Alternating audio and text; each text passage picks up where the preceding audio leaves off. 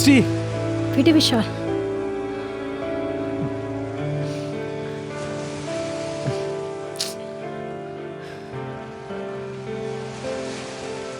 அக்ஷய், நீ தண்ணியில போய் விழுந்துட்டா எனக்கு உண்மையில லவ் வந்துருமா?